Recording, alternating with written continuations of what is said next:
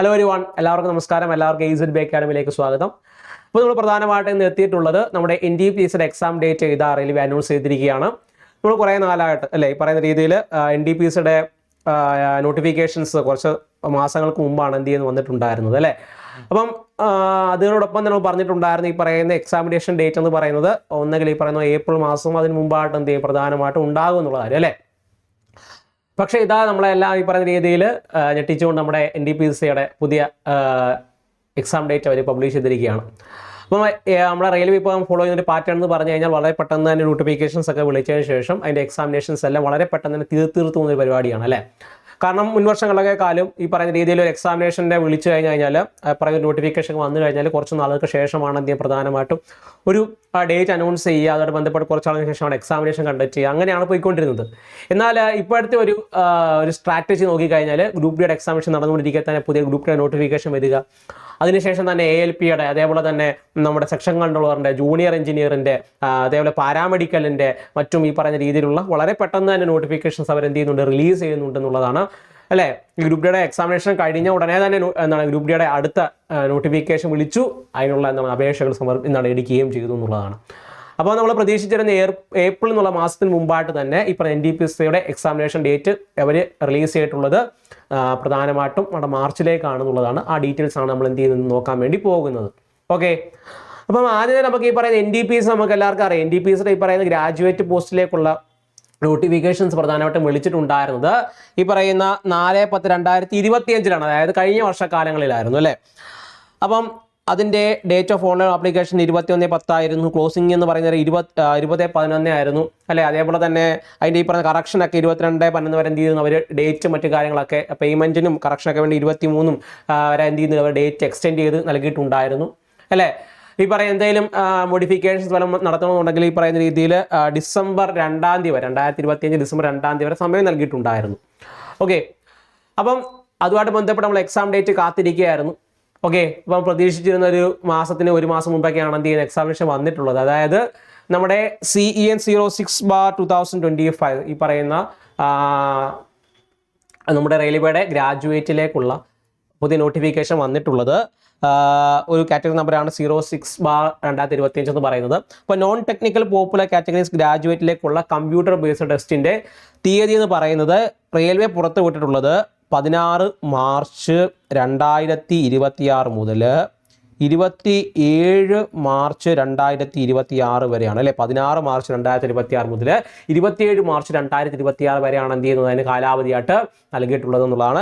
ഇത് കറക്റ്റ് ഈ പറയുന്ന government of India ministry of railways എന്ത് ചെയ്ത് പുറത്ത് വിട്ടിട്ടുണ്ടായിരുന്ന ഒരു കണക്കാണ് എന്നുള്ളതാണ് അല്ലേ, പറഞ്ഞ ഡേറ്റ് ആണിത്. Notice regarding the tentative schedule of the computerised test CBT first for the post of the non technical popular categories graduate എന്ന പോസ്റ്റിലേക്കാണ് എന്ത് ചെയ്യുന്നത് ഇത് തന്നിട്ടുള്ളത്.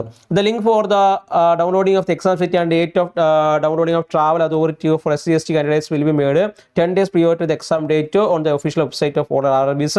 Downloading of the e-call letter will start 4 days prior to the exam date mentioned in the exam city and the date intimation link എന്നുള്ളത്. അതായത് exam എന്നാണ്, അതായത് ഇപ്പോൾ 16-ാം തീയതിയാണ് എക്സാം എങ്കിൽ 16 മാർച്ചിനാണ് എക്സാം എങ്കിൽ ഏകദേശം 4 ദിവസം മുമ്പ് തന്നെ, അതായത് ഈ പറഞ്ഞ 12 മാർച്ചിനെങ്കിൽ നമുക്ക് എന്ത് ചെയ്യും ഈ പറയുന്ന രീതിയിൽ ഈ അഡ്മിറ്റ് കാർഡ് എന്ത് ചെയ്യാൻ പറ്റും.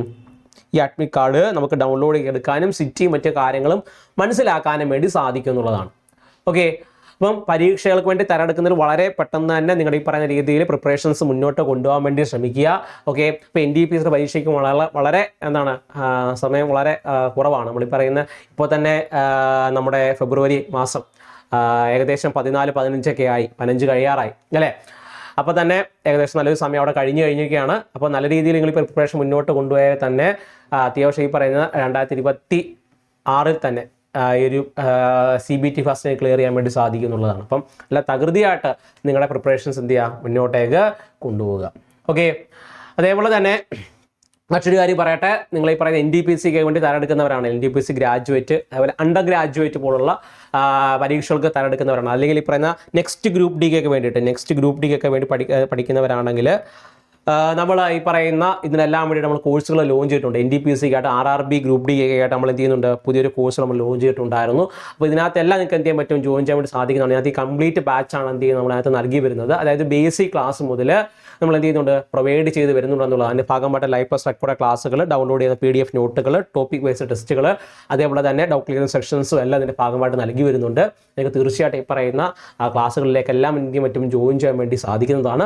ഓക്കെ, എന്തെങ്കിലും ഡൗട്ട് ഈ പറഞ്ഞ ക്ലാസ്സുമായിട്ട് ബന്ധപ്പെട്ട കോഴ്സുകളായിട്ട് ബന്ധപ്പെട്ട എന്ത് ഡൗട്ട് ഉണ്ടായാലും ഈ താഴെ കാണാൻ നമ്മൾ വിളിച്ച് എന്ത് ചെയ്യുക, നിങ്ങൾക്ക് കോൺടാക്ട് ചെയ്ത് കഴിഞ്ഞാൽ ഇതിനെ ബന്ധപ്പെട്ട കൂടുതൽ വിവരങ്ങൾ എന്ത് ചെയ്യും ലഭ്യമാകുന്നതായിരിക്കും. അപ്പോൾ വളരെ പെട്ടെന്ന് തന്നെ വളരെ തകൃതിയായിട്ട് തന്നെ നിങ്ങളുടെ എന്ത് ചെയ്യുക പ്രിപ്പറേഷൻസ് മുന്നോട്ടേക്ക് കൊണ്ടുപോകുക.